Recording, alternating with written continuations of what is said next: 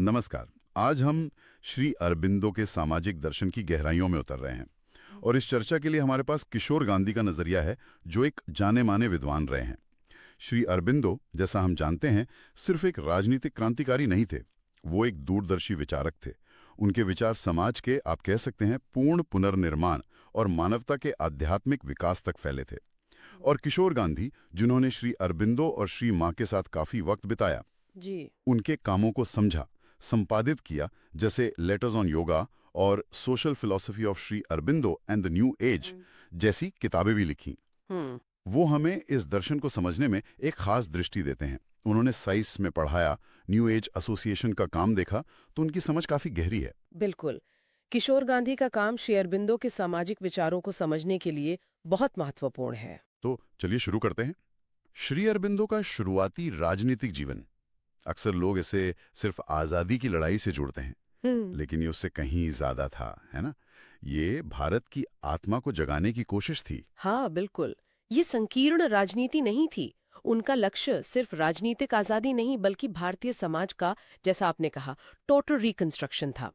एक समग्र कायापलट।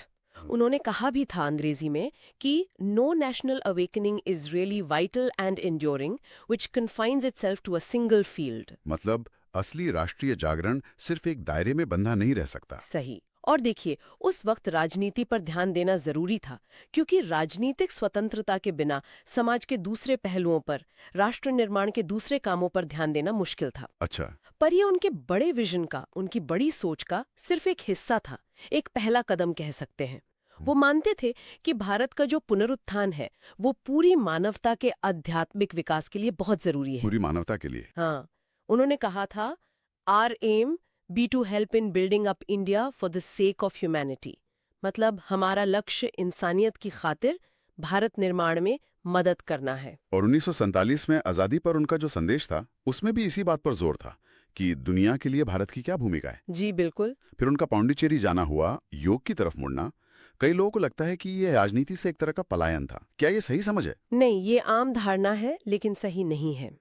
ये राजनीति का त्याग नहीं था, बल्कि ये उसी लक्ष्य को, उसी काम को एक ज्यादा गहरे, एक आध्यात्मिक तरीके से जारी रखना था। अच्छा, मतलब तरीका बदला, लक्ष्य वही रहा। हाँ, कह सकते हैं।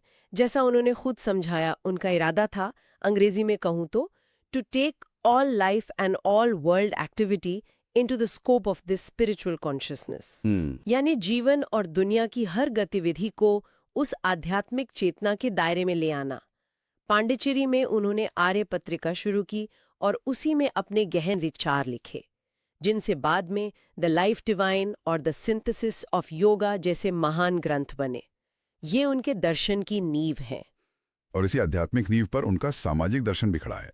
ये बात मुझे खास तौर पर दिलचस्प लगती है, क्योंकि ज्यादातर दर्शन व्यक्तिगत मुक्ति या मोक्ष पर ही ध्यान देते हैं, समाज पर उतना नहीं।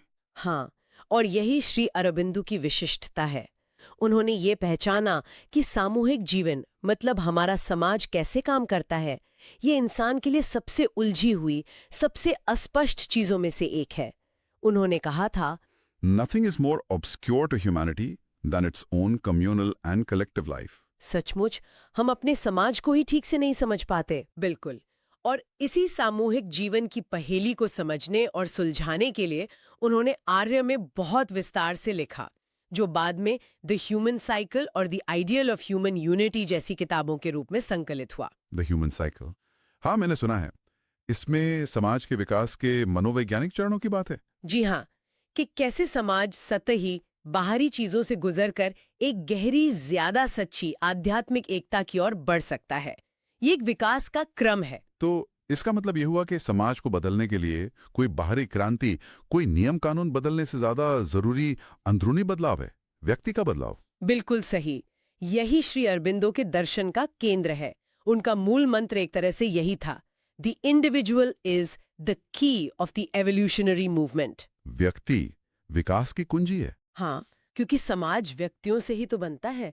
तो जब तक व्यक्ति की चेतना नहीं बदलेगी, उसका विकास नहीं होगा, तब तक सच्चा और स्थायी सामाजिक परिवर्तन कैसे आ सकता है? इसीलिए उन्होंने व्यक्तिगत साधना, योग, चेतना के विकास पर इतना जोर दिया। लेकिन इसका मतलब ये नहीं कि वो समाज को भूल गए। नहीं, बिल्कुल नहीं। व्यक्तिगत पूर्णता पर जोर जरूर था, लेकिन अंतिम लक्ष्य हमेशा व्यक्ति के साथ साथ समाज और पूरी मानवता का रूपांतरण भी शामिल था। ये सिर्फ अपनी मुक्ति की बात नहीं थी, बल्कि सबके लिए एक दिव्य जीवन संभव बनाने की तैयारी थी। तो आज के समय में देखें, जब दुनिया में इतने सारे संकट हैं, टकराव हैं, भटकाव है, तब तो श्री अरबिंदो का ये सामाजिक दर्शन और भी ज्यादा प्रासंगिक हो जाता है। निस्संदेह बहुत ज्यादा प्रासंगिक। किशोर गांधी जैसे विद्वान यही मानते हैं कि श्री अरबिंदो के सामाजिक दर्शन का अध्ययन आज सिर्फ महत्वपूर्ण नहीं है, ये अनिवार्य है।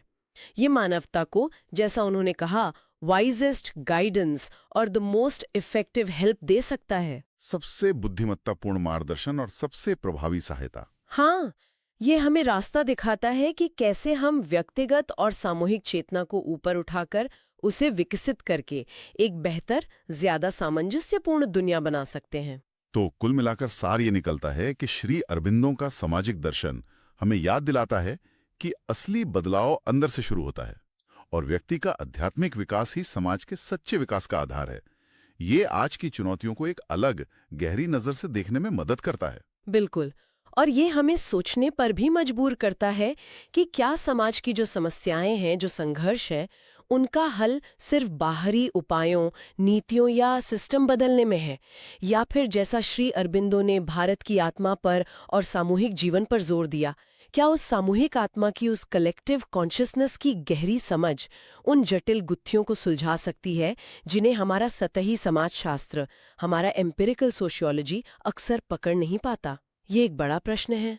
वास्तव में एक गहरा प्रश्न सोचने के लिए धन्यवाद।